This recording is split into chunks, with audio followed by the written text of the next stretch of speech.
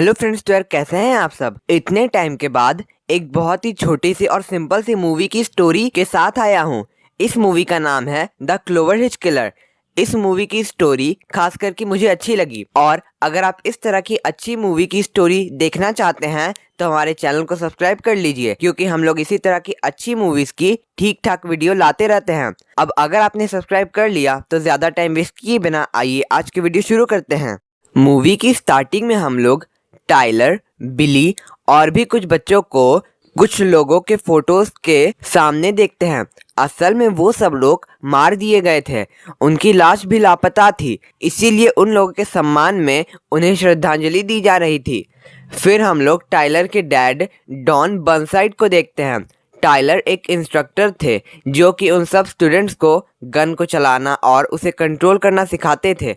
उन स्टूडेंट्स में उसका बेटा टाइलर भी था। टाइलर और डॉन अपना काम करके वापस जा रहे थे।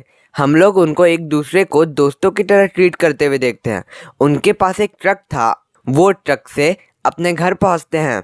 हम लोग रात में टाइलर और एमी को उस ट्रक में देखते हैं। वो दोनों ड्राइव करके दूर तक आए थे। वो दोनों किस करते हैं, मगर एमी को ट्रक में एक फ़ोटो मिलती है जिसमें एक लड़की की टॉर्चर्ड फोटो थी। टाइलर सफाई देने का ट्राई करता है, मगर एमी उसकी कोई बात नहीं सुनती और वहाँ से चली जाती है। नेक्स्ट डे हम लोग टाइलर की पूरे फैमिली को एमी के कॉन्सर्ट में जाते देखते हैं। कॉन्सर्ट के बाद टाइलर उससे बात करने का ट्राई करता है, मगर एमी उसकी बात नहीं सुन रही थी। हम लोग वहाँ कैसी को भी देखते हैं और वो भी टाइलर से बात करने को तैयार नहीं थी। एमी ने फोटो वाली बात सब लोगों को बता दी थी। टाइलर घर में था और उसकी सारी फैमिली बाहर जाती है। उनके घर के बाहर एक स्टोर रूम था जिसमें टाइलर के डैड का सामान रहता था।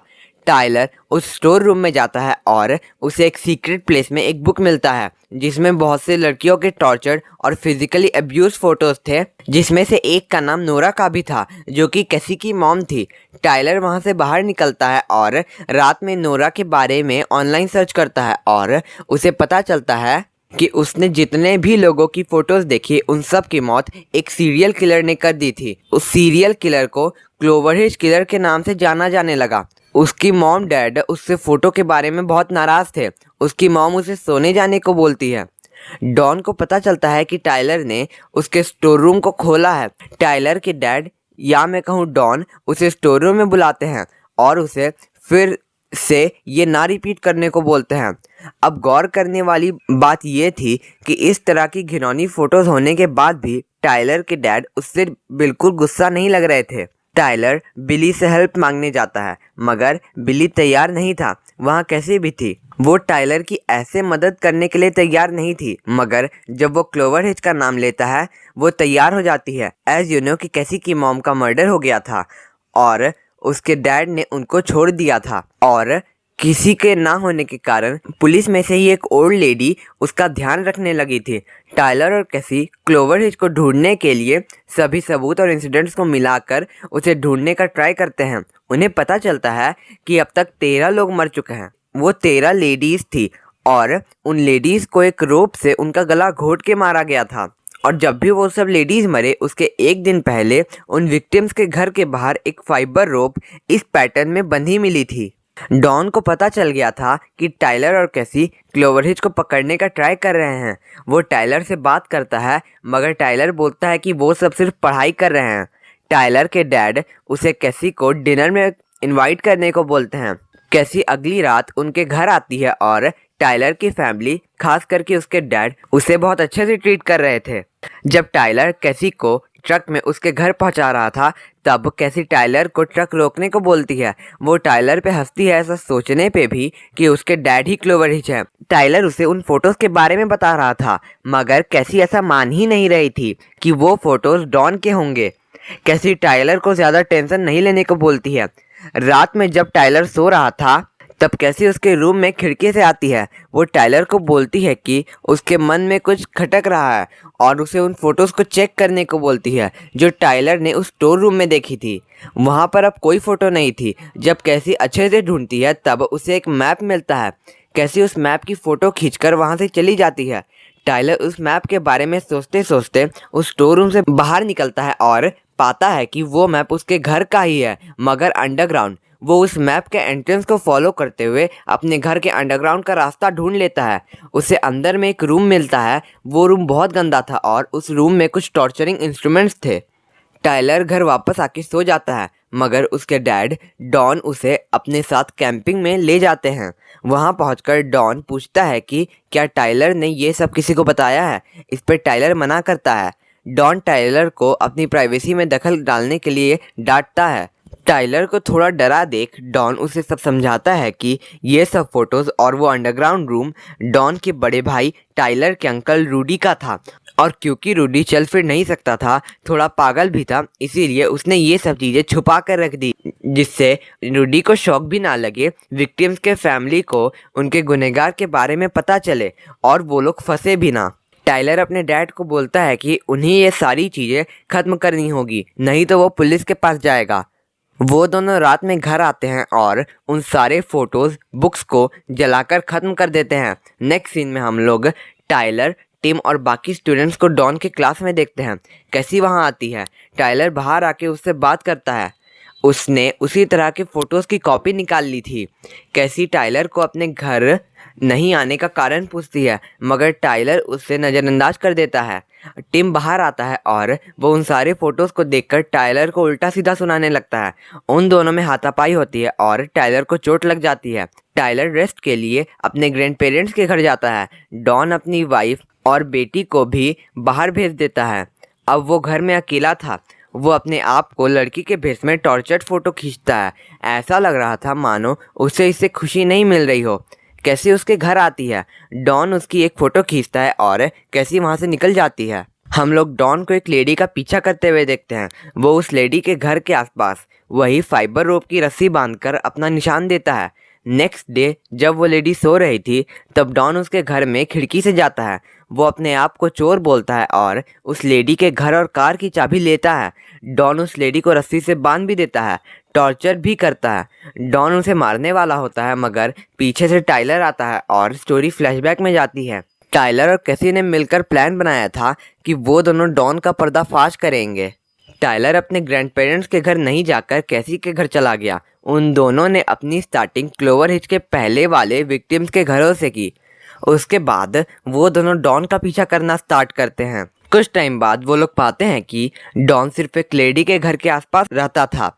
वो दोनों उन रोप फाइबर्स टूटी वेंटिलेटर को भी देखते हैं जो कि डॉन ने की थी। टाइलर चालाकी से डॉन के फ़ोन में जीपीएस इंस्टॉल कर देता है, मगर जब वो पकड़ा जाने वाला होता है तब डॉन का ध्यान खींचने के लिए कैसी उसके घर आती है। आप सबको याद है जब डॉन अपनी ही लड़की के रूप में टॉर्चर्ड फोटो खींच रहा था, तब कैसी उसके घर आती है और तुरंत निकल भी जाती है। उस जीपीएस के कारण टाइलर और कैसी डॉन को फॉलो करना स्टार्ट करते हैं। डॉन उस लेडी के घर में ही जाता है। कैसी और टाइलर घर के अंदर आते हैं और टाइलर अपने डैड पे गन उठाता है। कैसी उस लेडी की हेल्प करती है। वो डॉन की गन लेने का ट्राई करती है, मगर डॉन उसे सर में चोट करके बेहोश कर देता है। डॉन अपने गन के सारे बुलेट्स को फेंक कर टाइलर को उसकी गन नीचे करने को बोलता है। डॉन अपनी सफाई में बोलता है कि उस लेडी के साथ उसका अफेयर चल रहा था और कुछ नहीं। वो किसी तरह टाइलर से उसकी गन लेता है, मगर उस गन में बुलेट्स ही नहीं थी। उन दोनों की हाथापाई होती है। डॉन टाइलर को गला दबाकर मारने वाला होता है, मगर पीछे से कैसी डॉन के सर पे वार कर उसे बेहोश कर देती है। हम लोग देखते हैं कि पूरे टाउन में डॉन टाइलर के डैड की मिसिंग पोस्टर लगी हुई है।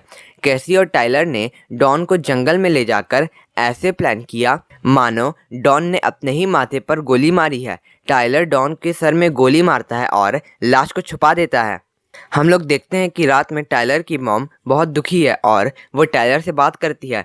टाइलर उन्हें सहानुभूति देता है, मगर सच्चाई नहीं बताता है। मूवी की लास्ट सीन में हम लोग टाइलर को अपने डैड के सम्मान में बोलते हुए देखते हैं, और वो जो कुछ भी कह रहा था वो सबको फॉलो करने पे ही उसने अपने डैड को इतनी प्लान्ड वे से मार पाया। मतलब उसने अपने डैड से ही सीखी गई चीज़ों को उनके खिलाफ यूज़ किया। मूवी की लास्ट सीन में हम लोग टाइलर को स्टेज से उतरते हुए देखते हैं और ये मूवी खत्म हो जाती है। अब ये मूवी बहुत स्ट्रेट और सिंपल थी, मगर मैं इस मूवी के प्लॉट को एक साथ रख देता हूँ। एक फैमिली है, उस फैमिली में जो डैड हैं वो एक स्कूल चलाते हैं जिसमें स्टूडेंट्स को गन संभालने, कुछ स्पेशल रस्सियों के गांठ बांधने और हाइकिंग करना सिखाया जाता है। अगर एक बार में कहे तो किसी भी परिस्थिति से बचकर कैसे निकला जाए वो सिखाया जाता है। टाइलर जो डॉन का बेटा है अपने डैड के साथ बहुत ही फ्रेंडली है। वो लोग जहाँ रहते हैं वहाँ कुछ सालों पहले एक सीरियल किलर ने 13 लेडीज को मार डाला था। टाइलर को अपने डैड के स्टोर रूम में उन्हीं लेडीज की टॉर्चर होने वाली और उनकी मौत की फोटोज मिलते हैं। उसका शक अपने डैड पे ही जाता है।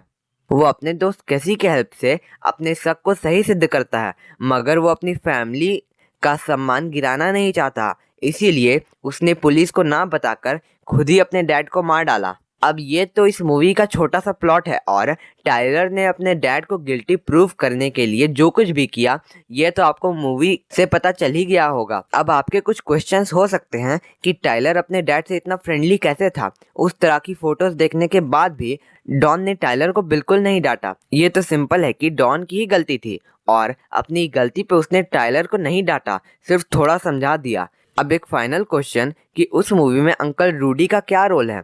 डॉन ने कितनी बार रूडी को ही गिल्टी बताया है। रूडी ना कुछ बोल सकता था ना चल सकता था। लोगों को मारना इतना आसान भी नहीं होता और इस मूवी में भी क्लोवर हिच कुछ सालों के लिए शांत हो गया था।